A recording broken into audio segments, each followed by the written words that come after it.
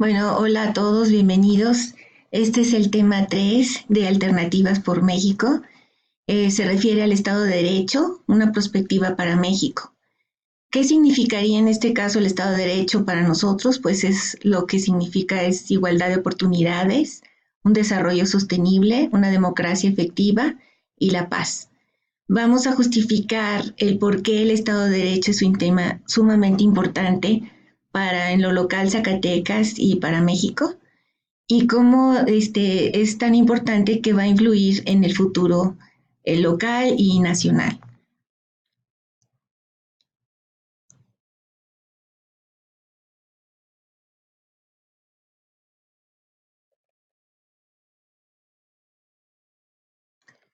El concepto de lo que es un Estado de Derecho es un principio rector que vincula autoridades, ciudadanos, mediante el establecimiento de derechos, obligaciones y límites para que las personas puedan vivir en armonía, acceder a mejores oportunidades, participar en las decisiones de sus comunidades y disfrutar de una vida y un patrimonio seguros. El Estado de Derecho es un elemento indispensable para impulsar la igualdad de las oportunidades, el desarrollo sostenible, la democracia efectiva y la paz. Estos son los principales principios del Estado de Derecho.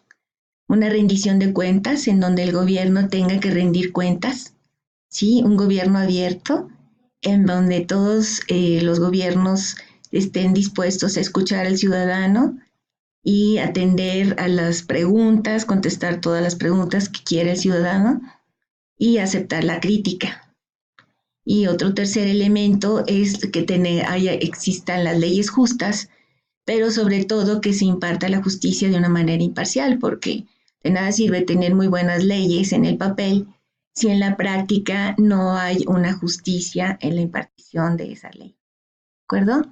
Entonces ahí se imaginan varios escenarios. Por ejemplo, dice ahí, imagina una persona que busca invertir en México. Es probable que piense dos veces antes de invertir en un país afligido por la corrupción, derechos de propiedad inútiles o la aplicación inefectiva de los contratos. Un Estado de Derecho débil socava el comercio legítimo y ahuyenta a inversionistas. ¿Cuál es el caso, por ejemplo, del aeropuerto de Texcoco, que sin ser una defensora así nada más por el aeropuerto, no hay un argumento ni en lo económico ni en lo legal suficiente como para haberlo cancelado y sin embargo eso ahuyentó la inversión, tanto local, interna del país como la extranjera? ¿Por qué? Pues porque se ve cómo las decisiones se toman en base a una decisión de lo que yo quisiera que fuera y no en base a un marco legal, que es este caso, lo que está ocurriendo en el gobierno federal. Se toman las decisiones por orden presidencial y no por un marco legal. Otro caso podría ser que sí sucedería si no se respetan los códigos de construcción o si los funcionarios del gobierno y los contratistas utilizan materiales de baja calidad para maximizar sus ganancias. Hemos visto cómo muchas veces se construyen en cuencas de ríos, en zonas federales, casas que no tienen el sustento en lo estructural y que las gentes que viven o habitan ahí están en un estado de indefensión porque en cualquier momento se les inundan o se les caen sus casas. ¿Y por qué fue? Pues por la corrupción, ¿no? Porque los constructores vieron ahí la manera de hacer negocio y la autoridad se doblegó ya sea por haber recibido algún tipo de dinero o algún tipo de tráfico de influencias o etcétera, sin cumplir con el marco legal. Otro asunto podría ser qué sucedería si una empresa arroja químicos en un río o en un área densamente poblada y un inspector del medio ambiente recibe un soborno para ignorar este hecho. Ya ha ocurrido en donde hay compañías mineras, que han contaminado ríos o el cielo o el subsuelo y en donde simplemente no pasa nada. Siguen haciéndolo y no hay derecho de nada. Otro aspecto que vimos, por ejemplo, el día de hoy es como en el asunto de Culiacán, el presidente le exige al secretario de la Defensa que dé el nombre del responsable directo de la aprehensión de este señor Ovidio Guzmán. y el secretario de la Defensa obedece al presidente y da ese nombre, infringiendo la ley de seguridad o la ley de transparencia y de acceso a la información pública, en donde dice que no puedes tú, por seguridad, dar el nombre de alguna persona en donde pueda correr riesgo su vida. Este nombre de esta persona, de este coronel que estaba responsable directo de ese asunto, pues ahora está en una situación sumamente vulnerable. ¿Por qué? Pues porque cualquier persona del narcotráfico pues lo puede señalar a él o a su familia. Ya ha ocurrido con los Beltrán Leiva, en donde asesinaron a toda la familia de un coronel que estuvo encargado precisamente de la aprehensión de uno de ellos. Estos son los factores del Estado de Derecho. En cualquier informe de investigación siempre hay un método científico. Entonces, basándonos en eso, tenemos que ver cuáles son los factores o las circunstancias que afectan a un Estado o a un país en cuanto a lo que es el Estado de Derecho. Entonces, aquí estos son 8 factores. Uno de ellos, el primero, que son los límites al poder gubernamental, ¿sí? Se mide que las personas que gobiernen estén sujetos a la ley. Incluye los mecanismos constitucionales y las instituciones que limitan a los funcionarios y a los agentes a que se obliguen a rendir cuentas. También incluye controles no gubernamentales, como quienes, la prensa, el periódico, los medios de información, que tienen que hacer contrapeso y señalar o cuestionar algunas decisiones del gobierno. La ausencia de corrupción es el segundo factor. Mide precisamente pues, que el gobierno no sea corrupto. Toma en cuenta 3 formas de corrupción: los sobornos, las influencias indebidas por intereses públicos o privados, así como la apropiación indebida de fondos públicos o de otros recursos. Se analiza la corrupción desde cualquier nivel: el poder ejecutivo, el legislativo y el judicial, la policía, el ejército, y pues los 3 niveles de gobierno también: el municipal, el estatal y el federal. El tercer factor, el gobierno abierto, mide la apertura del gobierno, si publica la información, informa a los ciudadanos, empodera a las personas con herramientas para exigir la rendición de cuentas, si fomenta la participación de los ciudadanos para tomar decisiones. Dice, este factor mide también si las leyes y la información legal están disponibles públicamente y si la calidad publicada es lo suficiente como para que el ciudadano esté plenamente informado de lo que está pasando. El factor número 4, derechos fundamentales o derechos humanos.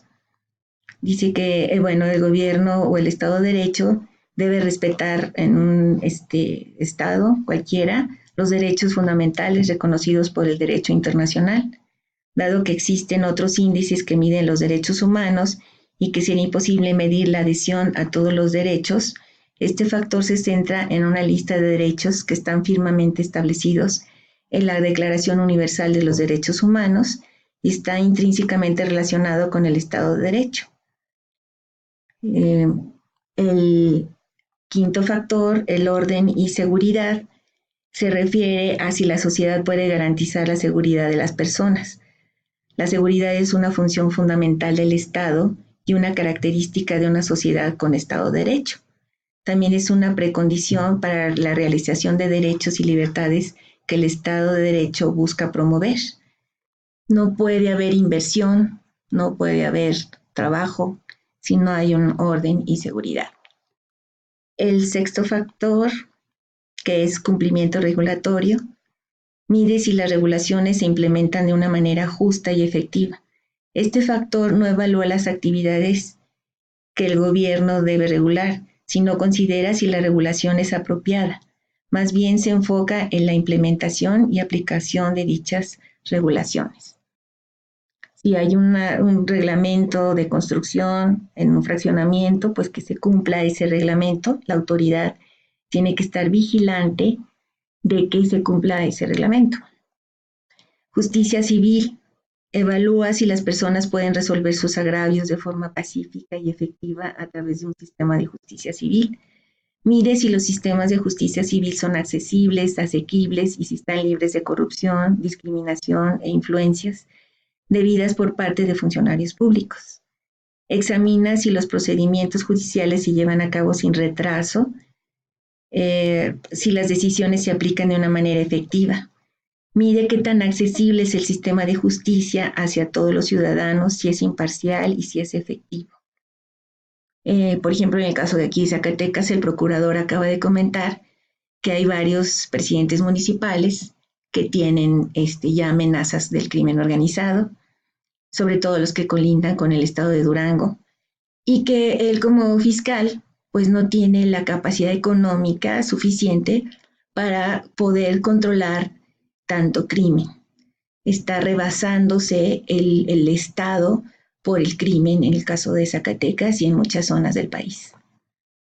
En el último factor, que es justicia penal, este factor evalúa el sistema de justicia penal de cada país, ¿sí? Qué tan efectivo es en su aspecto clave como un Estado de Derecho, es un aspecto como cómo funciona la policía, los defensores, los fiscales, los jueces, el personal de las cárceles y vemos si hay realmente un sistema de justicia penal suficientemente confiable para que seamos un país pues con Estado de Derecho.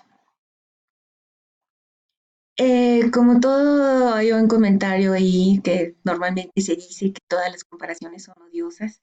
Sí, así es. Sin embargo, no hay otra manera de hacer una investigación, al menos que si tomamos en cuenta todos esos factores y los comparamos con todos los países para ver cómo estamos con respecto a todos los demás países y poder medir qué tan bien o qué tan mal estamos como país. Por lo tanto, pues yo sé que a veces molesta que se compare a México con Dinamarca y con Noruega o con otros países. Sin embargo, pues es el comparar los datos de una entidad con unos aspectos con respecto a otra entidad, pues es parte de una investigación y bueno, pues esto es una investigación, ¿de acuerdo? Estamos aquí tratando de fundamentar o de justificar el Estado de Derecho. ¿Por qué es tan importante el Estado de Derecho? Entonces, bueno, aquí está una gráfica de todo el continente americano, por ejemplo, y está una lista de los países de acuerdo a una calificación de Estado de Derecho con respecto a los factores que acabamos de mencionar anteriormente.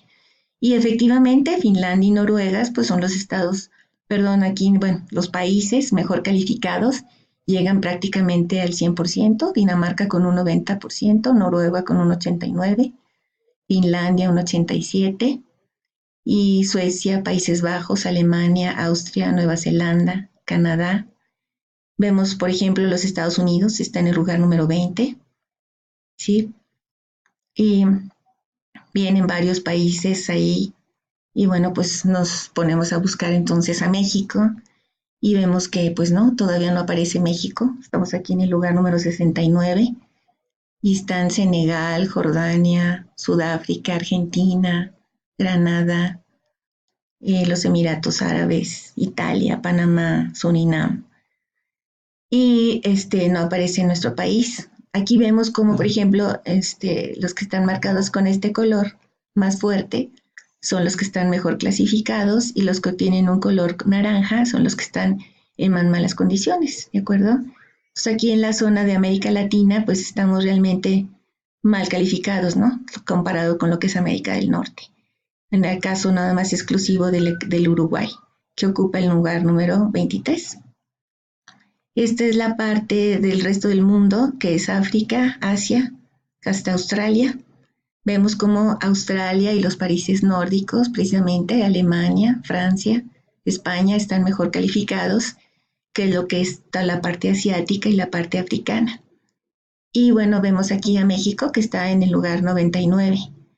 Ocupa el lugar 99 de 126 países, con un 45% de cumplimiento de todos los parámetros que tenemos que tomar en cuenta para vivir en un Estado de Derecho. ¿Quién hizo esta investigación? Pues esta organización que se llama World Justice Project. Esta investigación es del 2019, año 2019, está totalmente actualizada. Aquí vemos Dinamarca, que es